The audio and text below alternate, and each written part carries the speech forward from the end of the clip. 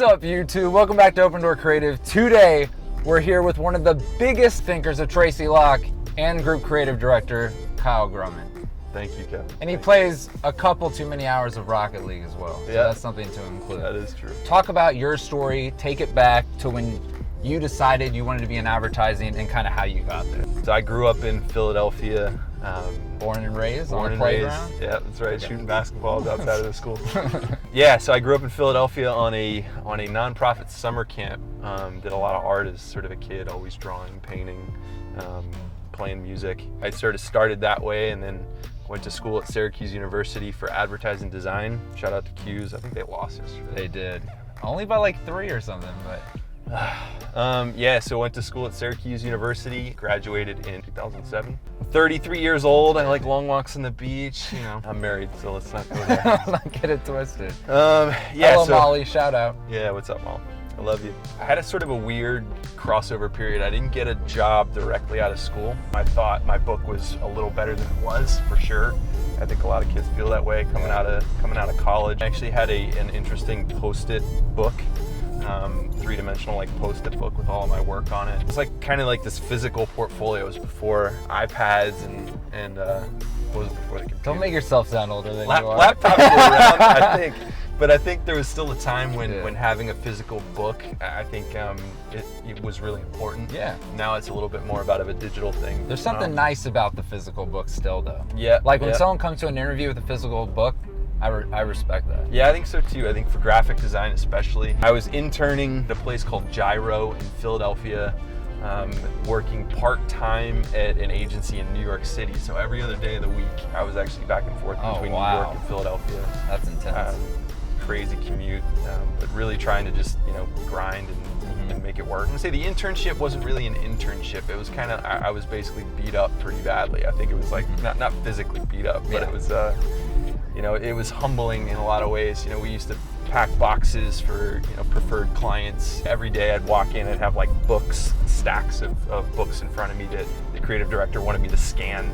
So I'd spend 8 hours a day, 9 hours a day scanning photographs. It was very humbling. It reminded me that I didn't know shit. And it's almost like the mailroom a little bit. Yeah. Like getting your hands dirty. Yeah. And then finally got a gig. Like a weird story with that, like handing out my portfolio. I tell people this all the time because I think it's just a cool part of my story is a friend of mine got a job at Tracy Locke in the Wilton office and said that there were people that were hiring there, creative directors that were hiring there, and I should give them my book. It was actually an alumni weekend in Syracuse, and I went up to Syracuse and I saw him there, and we sort of crossed paths a few different times, but I never handed him my book. The last night that I was there, he asked me to leave the book on his car. On his car? Yeah, my portfolio like on the hood of his car, and he would take it to the creative director. Okay. So I get downtown and I'm like looking for his car. I find his car and it's raining, like pouring rain. No. So I'm like, this is a fucking long shot. There's no way like I leave this book on this car. But part of me said I just had to do it. I already made the trip, and I figured I was throwing away the book completely and left it on his car. And sure enough, 2 weeks later, got a call. So it rained all on your book and stuff? Yeah, well, I had it. So it was one of the, like I was saying, it was a Post-it book, but I had it saran wrapped, like or like sort of heat wrapped, so it looked like it was brand new. So it protected it from the rain. Nice. And at least as far as I knew, I never saw it again. But so the creative directors, called me in, and I went up there. I was still dressed like an idiot. I think I had my hair painted from a Halloween party from a couple of nights ago. And, nice. Yeah, I got my first job at Tracy Locke. So shout out to Tracy Locke. I worked in the Wilton office for 4 years on Gatorade, Pepsi, Mountain Dew, Sierra Mist. Those are so many big names, like right when you jumped into the industry to work on. Was that just crazy to you, like that you were working on those clients, or? Yes, and it probably shouldn't have been, very honestly. In a lot of ways, I did the best I could, but I really didn't feel like, looking back on it now, I didn't really know what I was doing. Yeah. I was trying really hard, and I think that's what everyone tries to do to some degree. Yeah, so I worked there for 4 years, and I kind of beat myself up through that 4 years to the point where I needed a bit of a break. Were you just very self-critical of yourself? I decided that I wanted to be able to take care of myself. I think there's some level of independence with knowing that you can financially take care of yourself and be able to pay off school loans as soon as I possibly could, and I'm still paying for them until I think I'm 45 or something like that. Until we die. Basically. Don't worry about the school loans. Yeah. Happens to everybody. I think I just wasn't having a good life balance, work-life balance, and a lot of it had to do with myself. I like to blame it on the agency or my bosses or the clients or the work, but really it was about me trying to figure out what was important, and what time I was willing to leave each day, even if it meant that I might lose my job or not look good in front of my boss or one of my clients. I had to decide when to do that, and it took me moving, like quitting basically my job and moving to Colorado to really figure that out. I spent a few years in Colorado. I worked at a case company, OtterBox it's called. So if you're watching this on your phone and you have an OtterBox case, that's right. Protect your phone. It's a good case. So I worked at OtterBox, internal creative services department, which was kind of a cool, just paradox, I guess, or like parallel. Client side. Yeah, client side, right? So a lot of account people like to do that.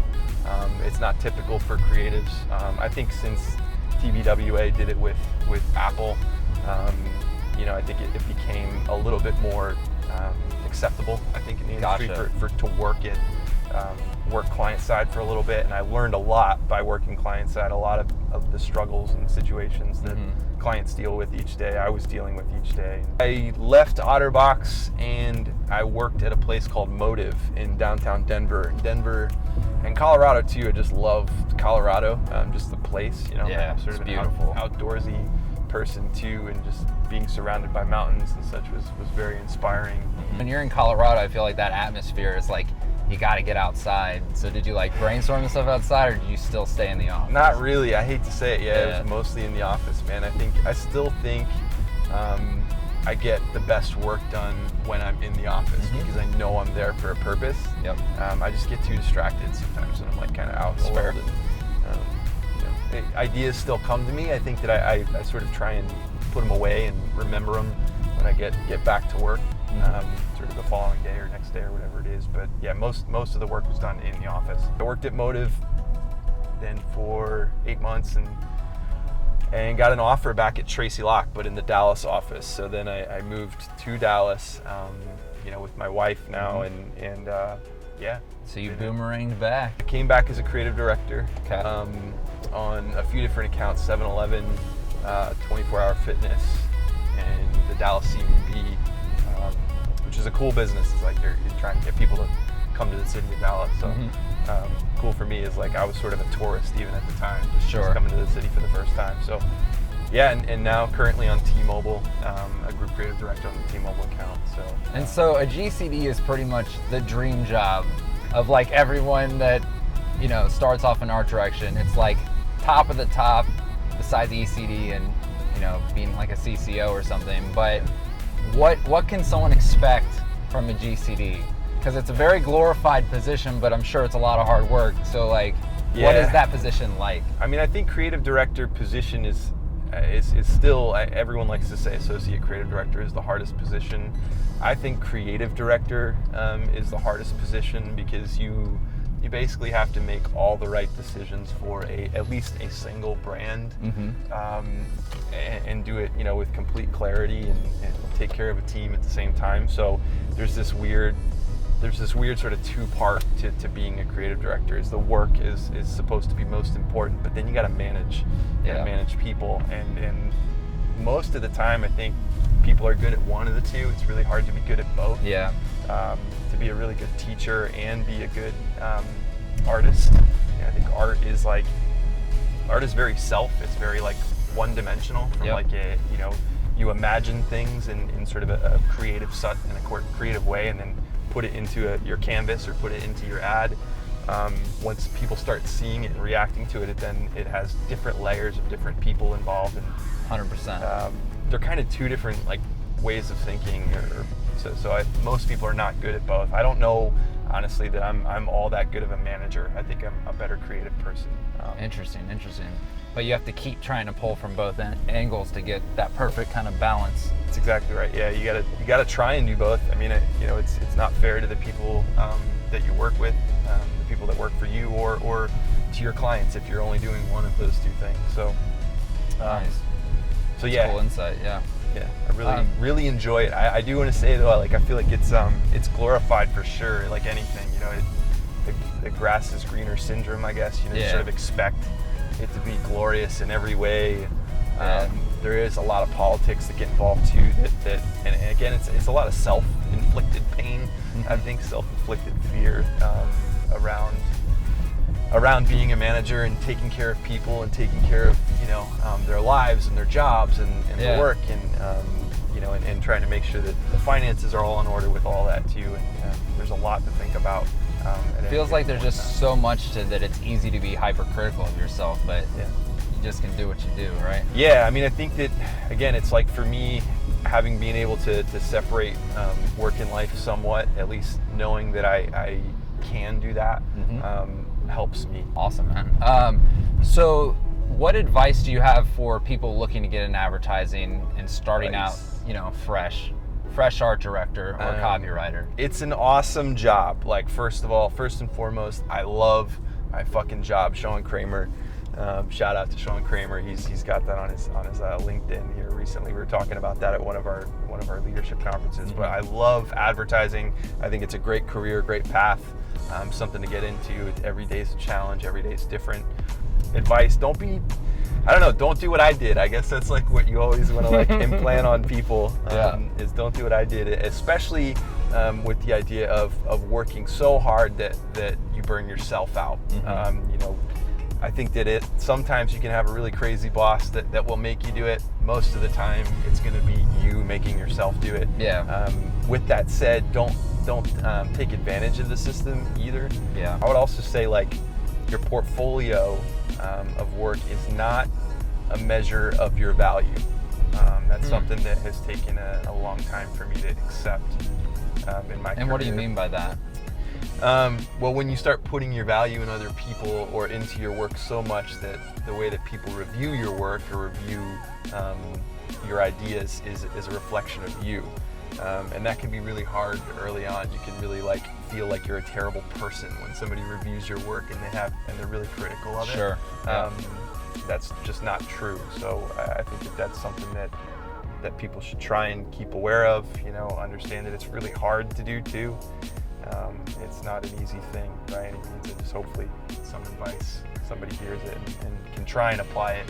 Or at least it'll be a little bit of inspiration in the wind. Each day. So separate yourself from your book just a little bit. Yeah, just a little bit. I mean, love your work too. I mean, put yourself into your work, and it will be hard. You will grow a thicker skin by hearing feedback, but also know that you are not your work at the end of the day. You are a person, and that's important. So awesome. So, is there anything you want to plug? Do you want to plug your website? Where can people see your see your work? KyleGrummun.com. We'll put that link here. We'll put it in the description. Cool. Make sure to check that out. I guess I gotta update my book.